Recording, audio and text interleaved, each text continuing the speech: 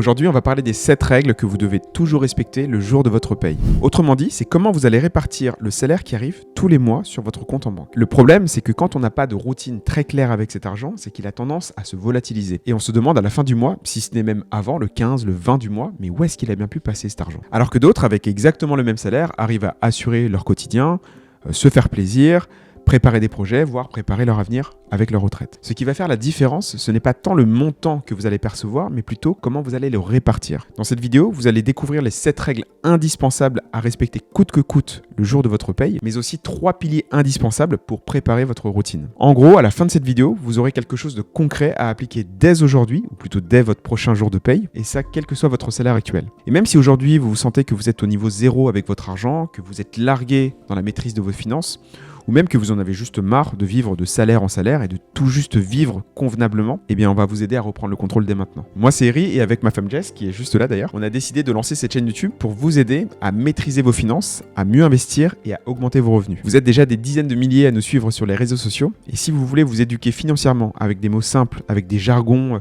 vulgarisés, dans ce cas abonnez-vous à cette chaîne YouTube parce que vous êtes exactement au bon endroit. Alors déjà, pourquoi adopter une routine pour votre jour de paye? L'argent que vous recevez sur votre compte en banque tous les mois, il a 2 grands objectifs. D'un côté, c'est d'assurer votre quotidien pour que vous puissiez vivre convenablement et puis aussi vous faire plaisir. Et de l'autre, et c'est très important, il doit vous permettre de préparer l'avenir avec des projets qui vous tiennent à cœur, bien entendu, mais également pour préparer votre retraite. Alors je ne vais pas entrer dans le détail dans cette vidéo, mais il y a quelque chose qui se dessine assez clairement. La vie coûte de plus en plus cher et ça ne va pas s'arrêter, c'est ce qu'on appelle l'inflation. Et de l'autre, on va perdre entre 25 et 50% de notre salaire actuel lorsqu'on va aller en retraite. Donc ce qui nous attend au bout de notre vie active, c'est moins d'argent qui arrive chaque mois sur notre compte en banque, avec une vie qui est de plus en plus chère. Autrement dit, je pense que c'est une catastrophe pour ceux qui n'anticiperont pas ce moment-là qui va arriver dans tous les cas. Alors je vous l'accorde, c'est pas si facile de prévoir quelque chose qui va arriver dans 15, 20, 30 ans, ça paraît un petit peu flou en fait. Si c'est votre cas et que vous dites que c'est pas si urgent que ça de préparer votre retraite, rappelez-vous d'un chiffre.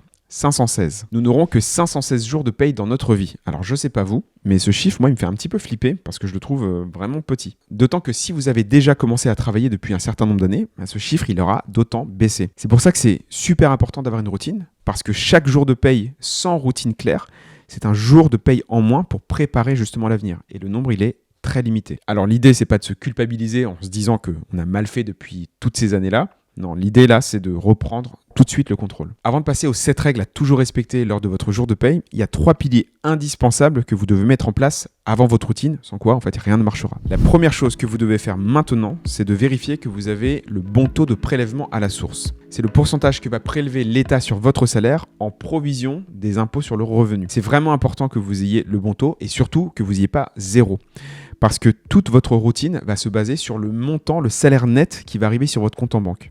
Donc si jamais le montant qui arrive sur votre compte en banque n'est pas le bon, parce que l'État n'a pas prélevé suffisamment ou n'a rien prélevé du tout, eh bien ça va mettre à mal toute la routine de votre jour de paye. Et donc vous allez devoir sortir de l'argent de votre système, ce qui va totalement dérégler votre routine. Et ça, c'est vraiment tout ce qu'on veut éviter. Alors pour ça, vous allez vous connecter à votre espace d'impôt et checker votre taux sur le côté. Normalement, il est calculé automatiquement avec vos revenus. Maintenant, si vous avez eu des changements notables dans votre vie, vous avez eu des enfants, vous vous êtes marié, que vous avez une augmentation de salaire ou que vous avez développé des revenus à côté avec une micro-entreprise, vous devez déclarer ces changements-là au plus vite pour que le taux se réajuste au mieux. La deuxième chose, c'est d'avoir plusieurs comptes bancaires. L'idée, c'est d'avoir autant de comptes bancaires que vous avez d'usage de votre argent. Vous aurez un compte pour vos dépenses courantes, un compte pour votre épargne et vos investissements, et un autre compte pour les dépenses plaisir du mois. Le problème, c'est que si tout est mélangé, que vous payez votre mutuelle, vous payez Netflix, vous payez un restaurant avec le même compte, en fait, tout sera mélangé, tout sera un petit peu confus. Et encore plus si vous mélangez dedans des projets un peu plus lointains comme payer vos prochaines vacances ou un gros achat que vous prévoyez. En séparant physiquement l'argent sur plusieurs comptes différents, ça va vous apporter déjà de la clarté. Mais en plus de ça, ça va créer ce qu'on appelle de la friction. Il faut que ça soit un peu contraignant de passer l'argent d'un compte à un autre, même si c'est facile, c'est juste un virement à passer. Mais à chaque fois que vous allez faire ce type de virement dans l'autre sens, d'utiliser de l'argent à une certaine destination pour autre chose, vous allez prendre conscience que vous êtes en train de transgresser justement votre routine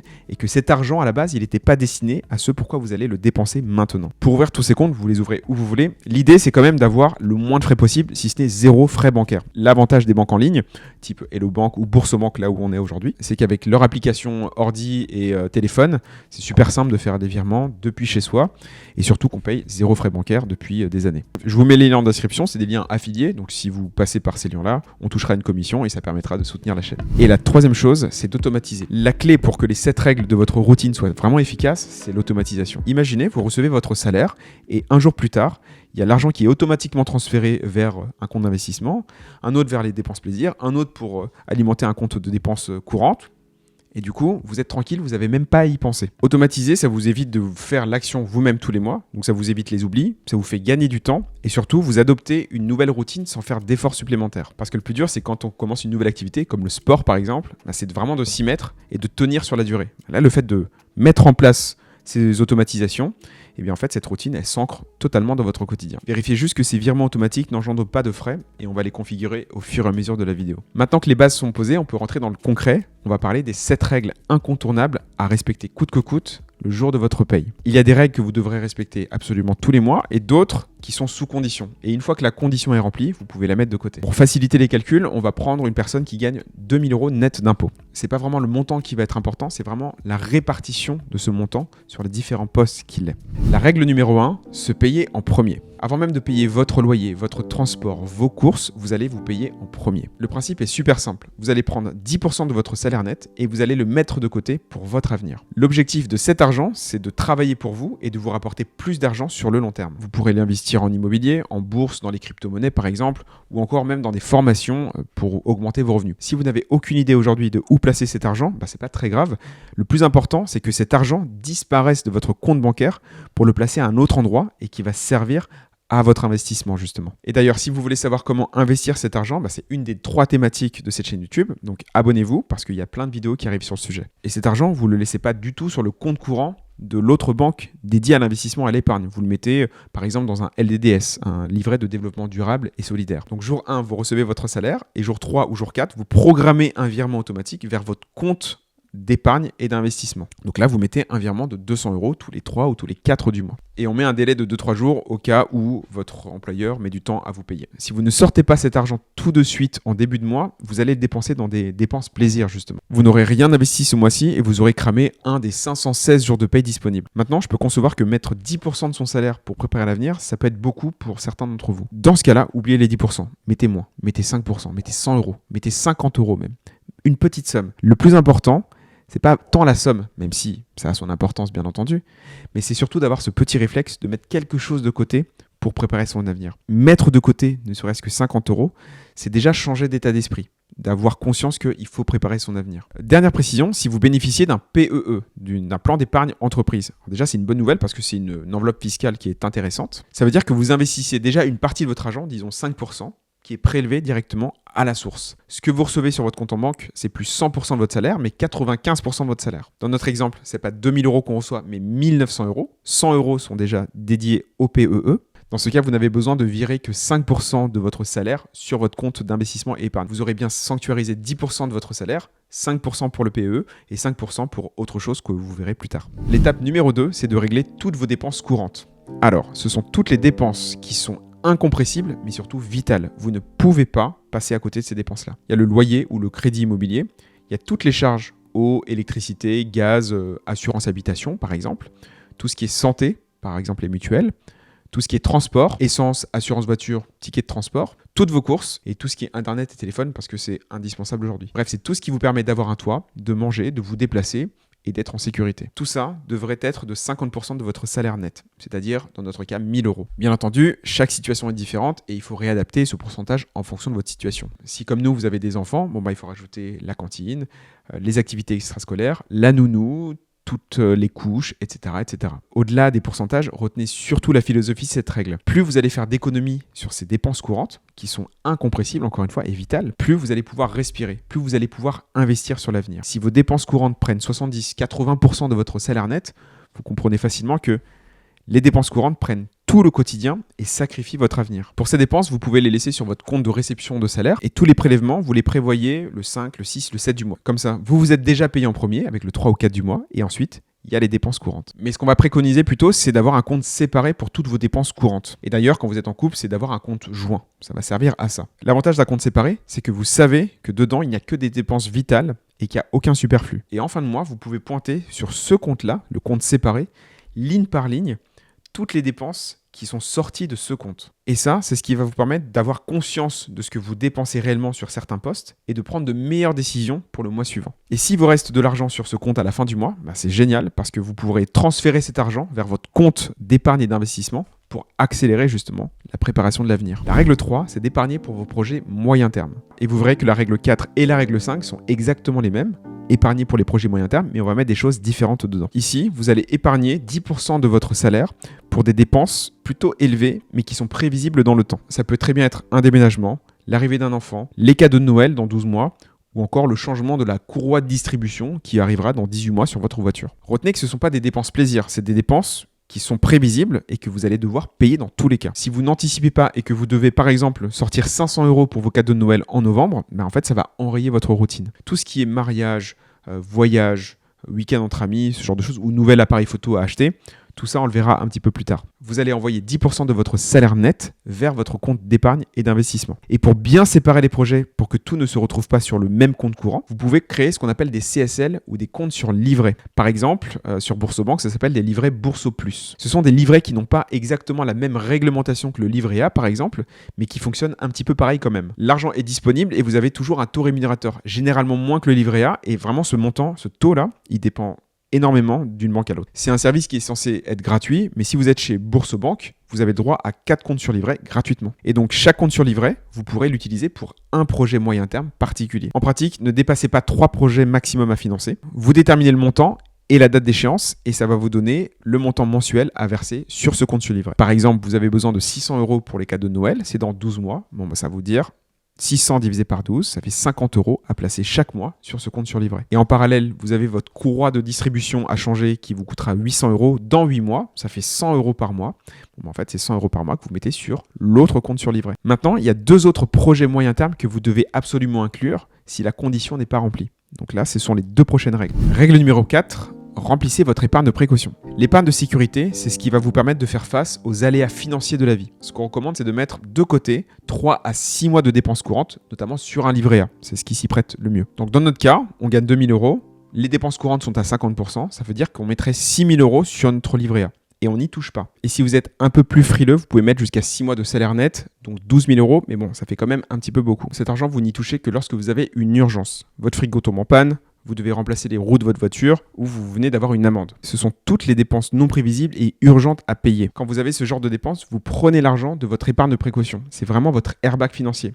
Et le meilleur moyen de le stocker, c'est de le mettre dans un livret A. Une fois que vous avez stocké les 6 mois de dépenses courantes sur votre livret A, vous pouvez arrêter de l'alimenter et vous concentrer sur d'autres projets moyen terme. Mais dès que de l'argent va sortir de cette épargne de précaution, les mois suivants, vous devez recréer ce projet moyen terme pour réatteindre à niveau les 6 mois de dépenses courantes stockées dans votre livret A. Maintenant, il y a aussi un autre projet moyen terme qui est également prioritaire et que vous devez absolument financer au plus vite. Règle 5, remboursez vite vos mauvaises dettes. Pour nous, les crédits à la consommation, c'est de l'argent empoisonné. C'est vraiment un fléau financier de notre société.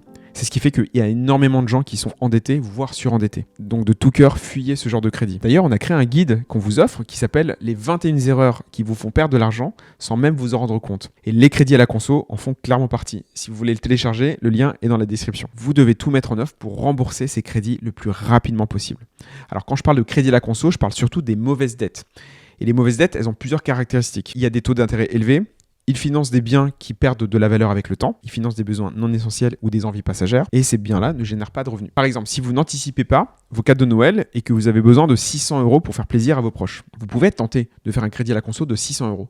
Sauf que vous n'allez jamais rembourser 600 €. Vous allez rembourser 650, 700, 750, 800, voire plus. Le problème avec ces crédits, c'est que tant qu'ils sont actifs, ils vous font perdre de l'argent. Et quand ils font partie de vos projets moyen terme, ça veut dire qu'ils prennent la place d'autres projets moyen terme qui ont beaucoup plus d'importance. Et comme parfois les 10% d'épargne moyen terme n'est pas suffisant pour tout financer, eh bien c'est souvent l'investissement et donc la préparation de l'avenir qui va être sacrifié pour rembourser ces mauvaises dettes. Donc s'il vous plaît, attaquez-vous dès maintenant à rembourser ces crédits à taux élevé le plus vite possible. Et pour ça, vous avez 2 méthodes différentes. La première méthode, c'est la méthode boule de neige où vous allez commencer à rembourser le plus petit crédit possible en termes de montant, puis le deuxième plus petit, puis le troisième, etc. L'idée, c'est surtout d'avoir des victoires assez rapides pour voir que vous avez de moins en moins de crédits en cours. C'est pas forcément le plus rentable, mais c'est ce qui offre des victoires rapides. Et la deuxième méthode s'appelle avalanche, où vous allez prendre le crédit avec le plus haut taux d'intérêt et vous allez le rembourser en premier. Puis, le deuxième taux d'intérêt le plus élevé, puis le troisième, etc., etc. Ça, c'est le plus rentable parce que vous attaquez directement ce qui vous coûte le plus d'argent dans vos finances. La règle numéro 6, faites-vous plaisir. Vous vous êtes payé en premier, vous avez dépensé ce qu'il faut pour pouvoir vivre avec les dépenses courantes et vous avez épargné pour vos projets moyen terme. Il vous reste 30%. Eh bien, avec ces 30%, vous allez kiffer. Vous allez faire ce que vous voulez parce que sinon la vie, elle serait vraiment triste. Si votre truc, c'est d'acheter des sneakers, de tuner votre voiture ou d'acheter des jeux de société, faites-vous plaisir. Pour quelqu'un qui gagne 2000 €, on parle ici de 600 €. Alors ça peut paraître un gros montant, mais en fait cet argent, il est divisé en 3 parties. En 1, ce sont les plaisirs immédiats. Par exemple, tout ce qui est sorti, aller au restaurant, boire un verre, aller emmener vos enfants au parc d'attractions, offrir des fleurs, votre abonnement à la salle de sport. Mais ça peut être aussi tous les services de streaming, Apple+, Spotify, Netflix. En 2, ce sont tous les plaisirs différés. Ce sont des plaisirs que vous voulez vous faire, mais qui demandent une certaine somme et que vous allez rassembler mois après mois. Typiquement, c'est un voyage, ça peut être du matériel comme une montre connectée ou un nouvel appareil photo par exemple, ou un nouvel iPhone. Ça peut être un événement comme un mariage ou ça peut même être une formation dans une passion. Alors, on ne parle pas de formation de business, on parle vraiment de passion pour kiffer, je sais pas, le tricot ou la photo par exemple. Et pour pouvoir épargner sur ces plaisirs différés, vous pouvez créer un nouveau compte sur livret où dedans, vous allez alimenter votre compte mois après mois pour rassembler la somme dont vous avez besoin. Et en 3, vous n'êtes pas du tout obligé de tout dépenser pour votre plaisir. Vous pouvez très bien utiliser le surplus du mois pour accélérer un projet moyen terme, pour rembourser plus vite une mauvaise dette. Vous pouvez remettre à niveau au plus vite votre épargne de précaution ou vous pouvez faire comme nous, accélérer sur vos investissements. La règle 7, améliorez vos pourcentages. Peu importe votre situation actuelle, il y a quelque chose que vous pouvez faire chaque année pour améliorer votre situation. Et c'est très simple. Si par exemple vous êtes au-dessus des 50% de dépenses courantes, disons 60 voire 65, vous pouvez vous dire que chaque année, vous allez tenter de baisser d'1% ce pourcentage-là. Donc l'année prochaine, vous allez cibler 64, l'année suivante 63, l'année suivante encore 62. Et ça va vous mettre dans un ordre de marche pour pouvoir diminuer petit à petit vos dépenses courantes. Et si vous ne pouvez pas dépenser vos dépenses, vous allez être en quête d'augmenter un tout petit peu vos revenus pour que ce pourcentage corresponde à votre objectif. Et inversement, si aujourd'hui vous ne pouvez mettre que 5% dans l'investissement, l'année prochaine, visez 6. L'année suivante, visez 7. L'année suivante encore, visez 8. Et vous remarquez qu'on parle de pourcentage et non pas de montant. Parce que si demain, vous augmentez vos revenus, eh bien c'est d'autant plus d'argent qui ira dans l'investissement. Ça y est, maintenant, vous avez votre routine jour de paye. 10% dans vos investissements, 50% dans vos dépenses courantes, 10% dans des dépenses prévisibles et 30% dans vos dépenses plaisir. Avec les dépenses immédiates, les dépenses différées, voire même du surplus que vous allez réinjecter dans vos projets moyen terme ou dans vos projets d'investissement pour accélérer. Aucun pourcentage n'est vraiment figé parce que nos vies changent et nos objectifs aussi évoluent. Faites vraiment du mieux que vous pouvez, mais n'oubliez surtout pas que vous n'avez que 516 jours de paye pour préparer votre avenir. Je suis curieux de savoir, dites-moi en commentaire quelle est la partie de cette routine qui vous semble la plus importante à respecter. Et si vous avez apprécié cette vidéo, je vous invite à mettre un petit pouce en l'air pour donner de la force à cette chaîne et moi je vous dis à très bientôt.